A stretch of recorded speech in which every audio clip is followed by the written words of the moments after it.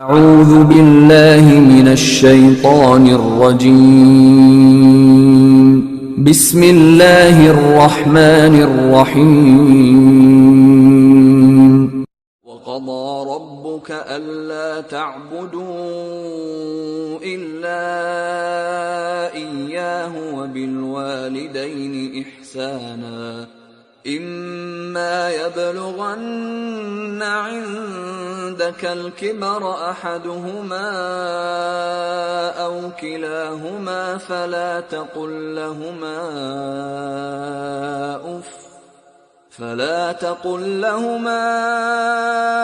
أف ولا تنهرهما وقل لهما قولا كريما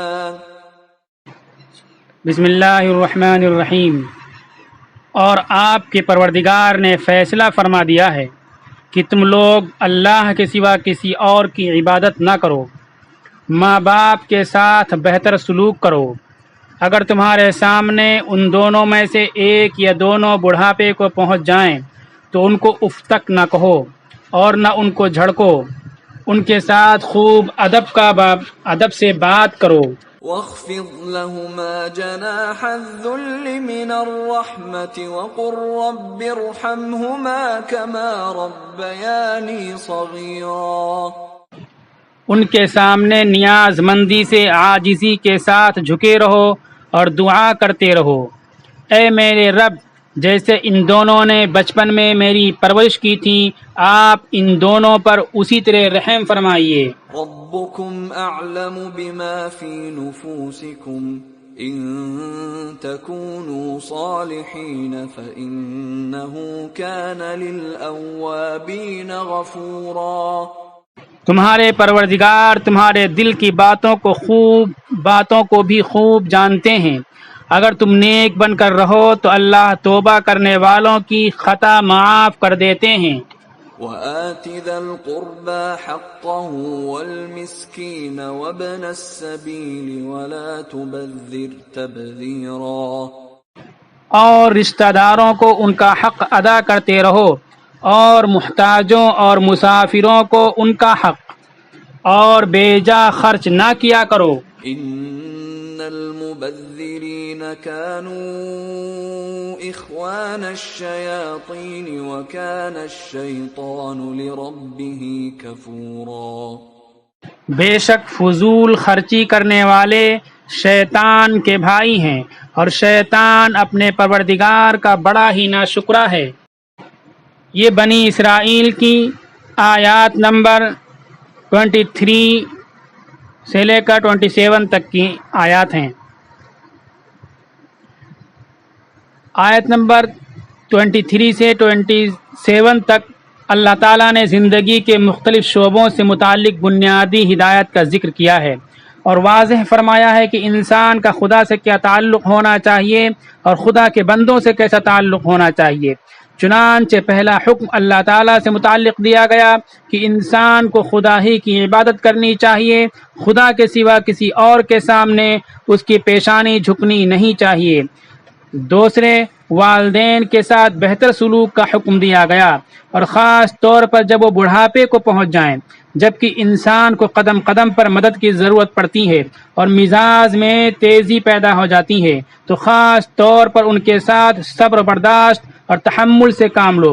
جھڑکنا تو دور کی بات ہے، انہیں اف تک نہ کہو اور اسی پر اکتفا نہ کرو، بلکہ ان کے لیے دعا کا بھی اہتمام کرو کہ میرے پروردگار جس شفقت و محبت کے ساتھ انہوں نے ہماری پرورش کی ہے، ہم تو ان کا بدلہ ادا نہیں کر سکتے، لیکن آپ اپنی رحمت کے ذریعہ اس کی جزا عطا فرما دیجئے۔ والدین کے حقوق کی جو اہمیت ہے اس کا اندازہ اس سے کیا جا سکتا ہے کہ اللہ تعالیٰ نے اپنے حق کے ساتھ والدین کے حق کا ذکر فرمایا کہ میرے ساتھ شرک نہ کرو اور والدین کے ساتھ حسن سلوک کرو۔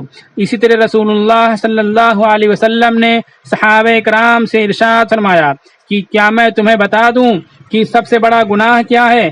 صحابہ رضی اللہ عنہم نے عرض کیا ضرور، ارشاد فرمائیں۔ آپ صلی اللہ علیہ وسلم نے فرمایا اللہ کے ساتھ شرک کرنا اور والدین کے ساتھ نافرمانی کرنا یہ بڑے گناہ ہیں۔ ترمذی حدیث نمبر 1901۔ یعنی نیکیوں میں بھی توحید کے ساتھ والدین کی اطاعت کا ذکر فرمایا گیا، اور گناہ میں بھی شرک کے بعد والدین کی نافرمانی کا ذکر فرمایا گیا ہے۔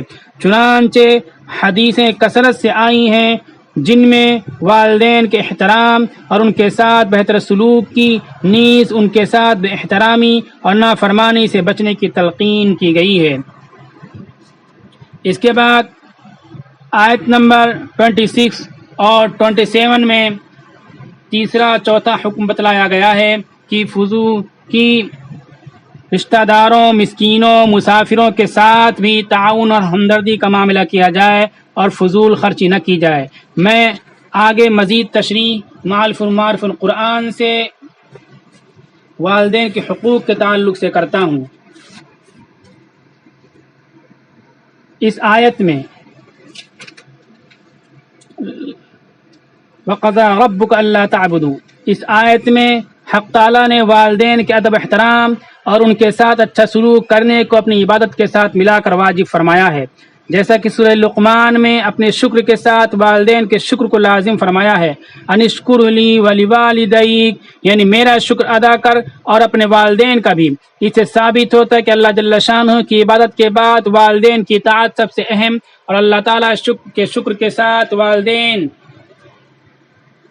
کا شکر گزار ہونا واجب ہے۔ صحیح بخاری کی حدیث بھی اسی پر شاہد ہے، جس میں ہے کہ رسول اللہ صلی اللہ علیہ وسلم سے ایک شخص نے سوال کیا کہ اللہ کے نزدیک سب سے زیادہ محبوب عمل کیا ہے؟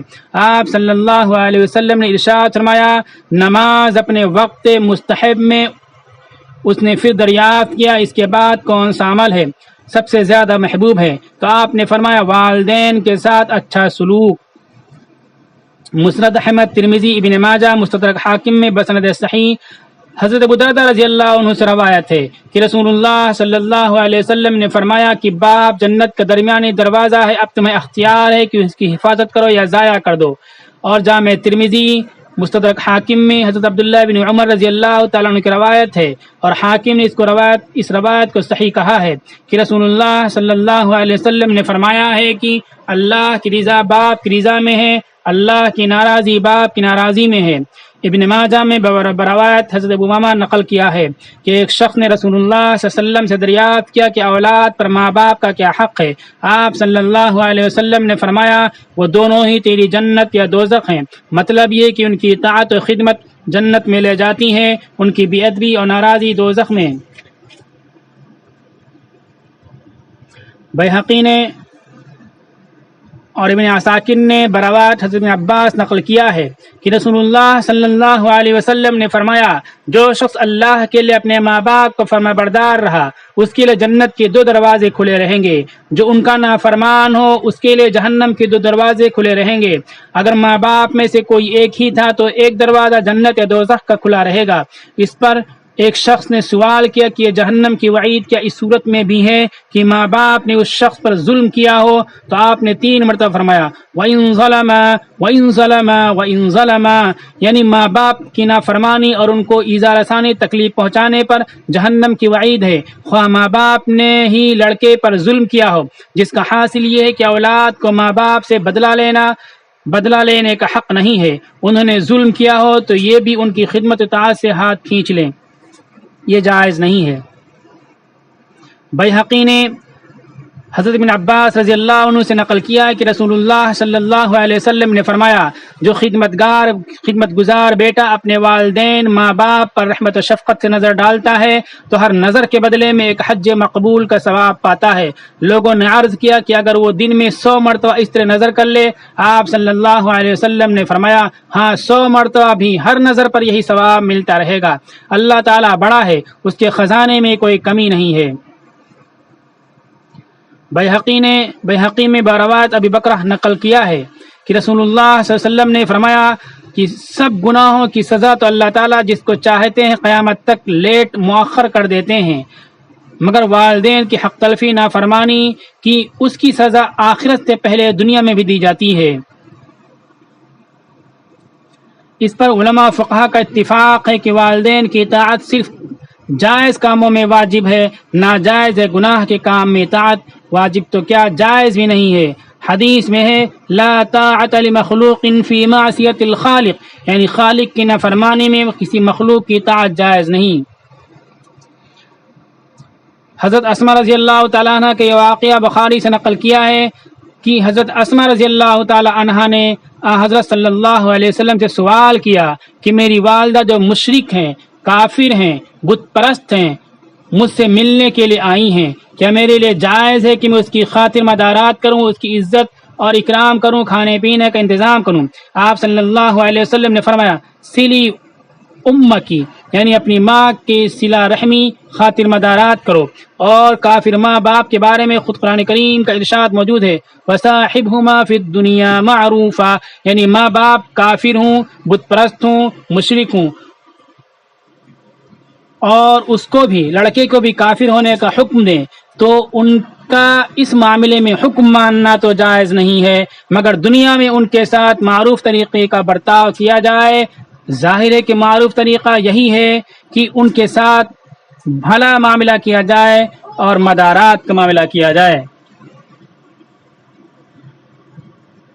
والدین کے ساتھ جو حسن سلوک کا حکم قرآن و حدیث میں آیا ہے اس میں یہ بھی داخل ہے کہ جن لوگوں سے والدین کی قرابت داری یا دوستی ہے ان کے ساتھ بھی حسن سلوک کا معاملہ کیا جائے، خصوصاً ان کی وفات کے بعد۔ صحیح بخاری میں بروایت حضرت عبداللہ بن عمر رضی اللہ عنہما مذکور ہے کہ رسول اللہ صلی اللہ علیہ وسلم نے فرمایا باپ کے ساتھ بڑا سلوک یہ ہے کہ ان کے مرنے کے بعد بھی ان کے دوستوں کے ساتھ اچھا سلوک کرے۔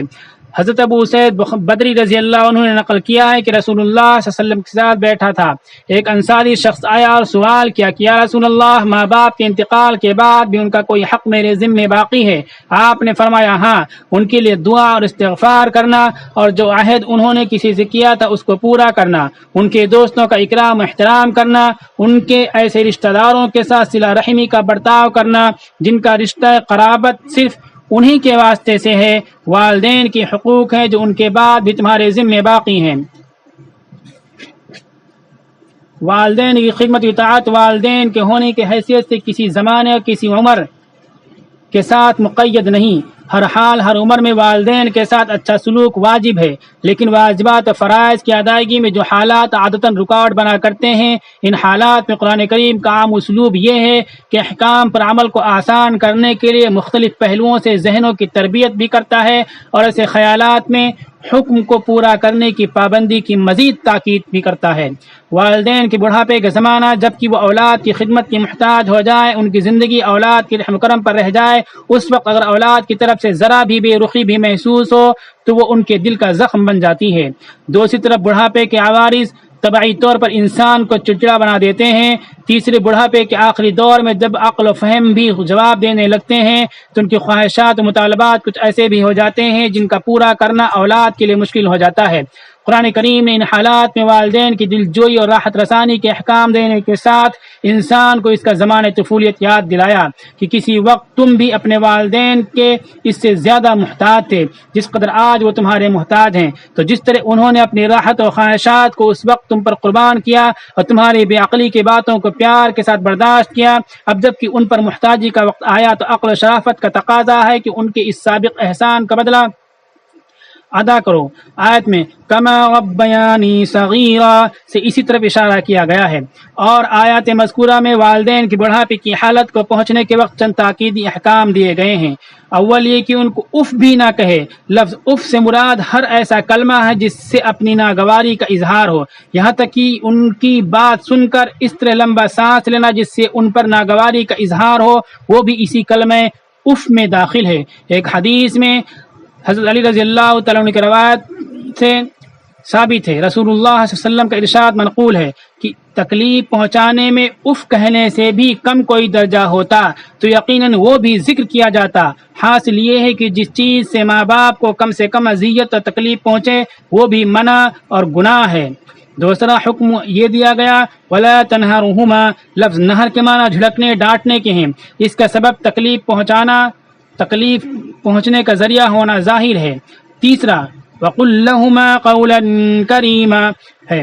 پہلے دو حکم منفی پہلو نیگیٹو اینگل سے متعلق تھے، دو جنہیں والدین پیرنٹس کی ادنا سے ادنا بار خاطر کو رد کیا گیا۔ بار خاطر کو روکا گیا ہے۔ اس تیسرے حکم میں مثبت انداز میں پازیٹیو اینگل سے والدین کے ساتھ گفتگو سنواد کا ادب سکھلایا گیا ہے، ان سے محبت و شفقت کے نرم لہجے میں بات کی جائے۔ حضرت سعید بن مسیب نے فرمایا، جس طرح کوئی غلام اپنے سخت مزاج آقا سے بات کرتا ہے، اسی طرح ماں باپ سے بات کرنا چاہیے۔ چوتھا حکم وَاخْفِضْ لَهُمَا جَنَاحَ الذُّلِّ مِنَ الرَّحْمَةِ، جس کا حاصل یہ ہے کہ ان کے سامنے اپنے آپ کو عاجز و ذلیل آدمی کی صورت میں پیش کرے، جیسے غلام آقا کے سامنے۔ جناح کے معنی بازو اور پر کے ہیں، لفظی معنی ہے کہ والدین کے لیے اپنے بازو عاجزی اور ذلت کے ساتھ جھکائے۔ آخر میں من الرحمہ کے لفظ سے ایک تو اس پر متنبہ کیا کہ والدین کے ساتھ معاملہ محض دکھاوے کا نہ ہو بلکہ قلبی رحمت و عزت کی بنیاد پر ہو۔ دوسرے شاید اشارہ اس طرف بھی ہے کہ والدین کے ساتھ ذلت کے ساتھ پیش آنا حقیقی عزت کا مقدمہ اور شروعات ہے، کیونکہ یہ واقعی ذلت نہیں بلکہ اس کا سبب شفقت اور رحمت ہے۔ پانچواں حکم وَقُلْ رَبِّ ارْحَمْهُمَا ہے، جس کا حاصل یہ کہ والدین کی پوری راحت رسانی تو انسان کے بس کی بات نہیں، اپنی مقدور پر راحت رسانی کی فکر کے ساتھ ان کے لیے اللہ تعالیٰ سے بھی دعا کرتا رہے کہ اللہ تعالیٰ اپنی رحمت سے ان کی سب مشکلات کو آسان اور تکلیفوں کو دور فرمائے۔ یہ آخری حکم ایسا وسیع اور عام ہے کہ والدین کی وفات کے بعد بھی جاری ہے، جس کے ذریعے وہ ہمیشہ والدین کی خدمت کر سکتا ہے۔ مسئلہ والدین اگر مذکورہ آیات میں سے آخری آیت ربکم اعلم بما فی نفوسکم میں اس تنگ دلی کو رفع فرمایا گیا ہے جو والدین کے ادب و تعظیم کے متعلق احکام مذکورہ سے اولاد کے دل میں پیدا ہو سکتی ہے کہ والدین کے ساتھ ہر وقت رہنا ہے، ان کے اور اپنے حالات بھی ہر وقت یکساں نہیں ہوتے۔ کسی وقت زبان سے کوئی ایسا کلمہ نکل گیا جو مذکور الصدر آداب کے خلاف ہو تو اس پر جہنم کی وعید ہے۔ اس طرح گناہ سے بچنا سخت مشکل ہوگا۔ اس آیت میں اس شبہ اور اس دل تنگی کو دور کرنے کے لیے فرمایا کہ بغیر ارادہ بے ادبی کے کبھی کسی پریشانی یا غفلت سے کوئی کلمہ صادر ہو جائے اور پھر اس سے توبہ کر لے تو اللہ تعالیٰ دینوں کے حال سے واقف ہیں کہ وہ کلمہ بے ادبی یا ایذا کے لیے نہیں کہا تھا، وہ معاف فرمانے والے ہیں۔ لفظ اوابین بمعنی توابین ہے۔ حدیث میں بعد مغرب کی 6 رکعات اور اشراق کی نوافل کو صلاۃ الاوابین کہا گیا ہے، جس میں اشارہ ہے کہ ان نمازوں کی توفیق انہی لوگوں کو ہوتی ہے جو اوابین و توابین ہیں۔ اسی طرح ماں باپ کی خدمت اور ان کی بے ادبی سے بچنا، ان کو ایذا رسانی سے بچنے کی توفیق بھی اللہ کی طرف سے ہوتی ہے۔ اس لیے اللہ کی طرف سے توفیق مانگتے رہنا چاہیے کہ ماں باپ کی شان میں کوئی بھی بے ادبی نہ ہونے پائے، کوئی گستاخی نہ ہونے پائے، اپنی ذات سے کوئی تکلیف نہ پہنچنے پائے، زیادہ سے زیادہ ان کو آرام اور راحت اپنے ذریعہ سے ملے۔